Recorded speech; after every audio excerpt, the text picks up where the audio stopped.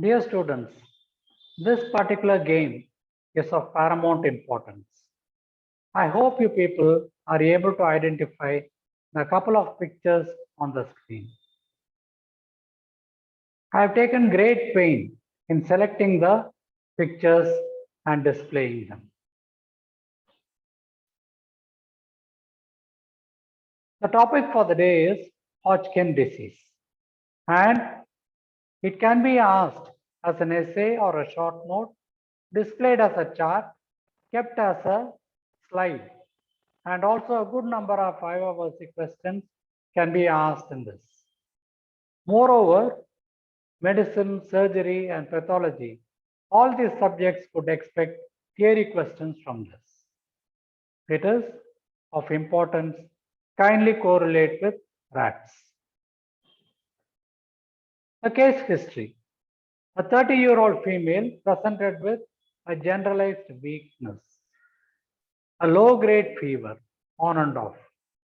And the doctor on examination found she was having a lymph node enlargement in the cervix and also in the supraclavicular region. The nodes were rubbery and not matted. No hepatomegaly or splenomegaly was there. Also, when pattern of fever was checked on admission, you found that there was a high temperature and then it lowered and so on, it went on.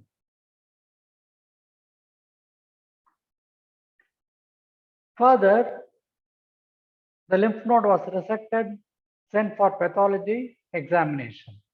This is the gross and the microscopic picture that you people see. This can be given to you people in a chart or kept in a slide. What is your diagnosis? Describe the gross and the microscopic features. Mention the clinical features and the staging. What could be your clinical differential diagnosis? For that matter, even pathological differential diagnosis. So we'll come to these pictures. I hope you are able to digest the questions.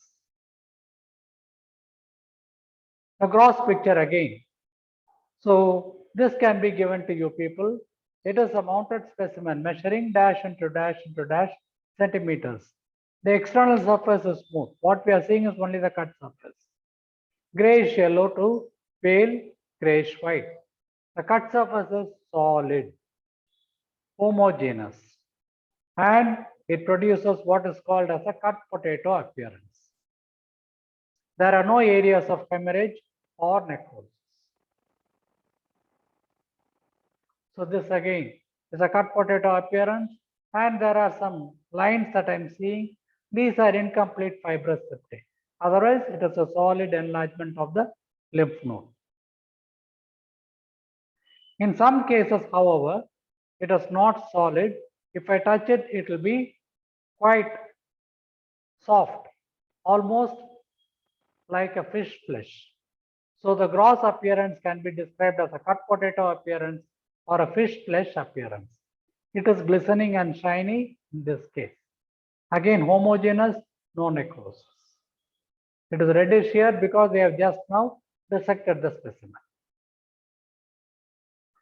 Microscopically, this is what is there. You people will be given a clear picture of this, or even if there is a slide, this will be focused. I am finding a large cell. How do I say it's a large cell compared with all the other cells? It is binucleated. The white ones are the nuclei, and the dark dots are nucleoli. These are called prominent eosinophilic nucleoli. And the appearance is an owl-eyed appearance. The cytoplasm is pale eosinophilic. So this is the classical picture of a Reed-Sternberg cell. This itself is a question for you people. And compare the owl-eyed appearance. This will be there. It is a difficult slide for you people. It might not be kept, but we should know. So these are the Reed-Sternberg cells. In this, I am finding there are 3 nuclei, okay, and they are having eosinophilic nucleoli. That is important. And there are some well circumscribed cells. They are pale. They are the histiocytes. There are small dark cells which are the lymphocytes. And in some, there are ovoid cells which are plasma cells. So I am finding a mixed population. We call it a pleomorphic population of cells. This is a tumor one, but in the background I am finding histiocytes, lymphocytes, plasma cells. Sometimes eosinophils also can be seen. So this is called a pleomorphic population. A second point will be total effacement of architecture. If you go to my classes on lymph node metastasis or lymphoma, you will be able to recollect this. The lymph node shows an effacement of architecture. I told you earlier, architecture means relationship of one part of the tissue to another. There are no lymphoid follicles. Reed-Sternberg cells are seen. So quite easy for you people, memorize this. You might even be able to answer a theory question. The signs and symptoms can be there. You find there can be a fever, there can be a swelling because of the lymphadenopathy, there can be night sweats, weight loss obviously. Anybody who is sick will not be having a good appetite, breathlessness, feeling of weakness, etc. And the classical one is, as I told you, a period of fever and a drop. This is called the Pell-Epstein type of fever, which can be seen in Hodgkin's. Generally, it is a low grade, but you will not be getting a fever with rigor, etc., as in malaria. And this is a staging. This I have given pertinently because there is a question, how do you stage this disease? So in this case, it is totally absent. A means absent. In stage 1, I find that there will be a single group of node or a single node that is present. And in stage 2, I find that there can be two different groups of nodes. And in stage 3, I find that there can be nodes or organs on either side of the diaphragm. And in stage 4, there can be hepatosplenomegaly and bony metastasis can be there, involvement. So this particular one, I would like you people to read. This is called the Ann Arbor's classification. Single group of nodes on either side of the diaphragm along with organomegaly and involvement of bone. So this is the description. I would like you people to do it on your own. Don't hesitate. It is an ovoid structure and I find the external surface is smooth, the cut surface is glistening, it is solid and there are no areas of hemorrhage or necrosis. It can be a fish flesh appearance.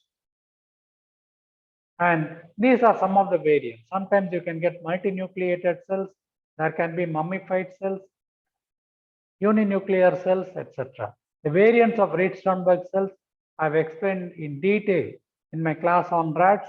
Kindly go and refer. So between lymphoma and tuberculosis, both are questions for you people. Both are specimens for you people. How do you distinguish? Lymphoma, there is a greater enlargement. They are discrete. There is no matting, cut potato appearance or a fish flesh appearance. Tuberculosis, again, the nodes are matted.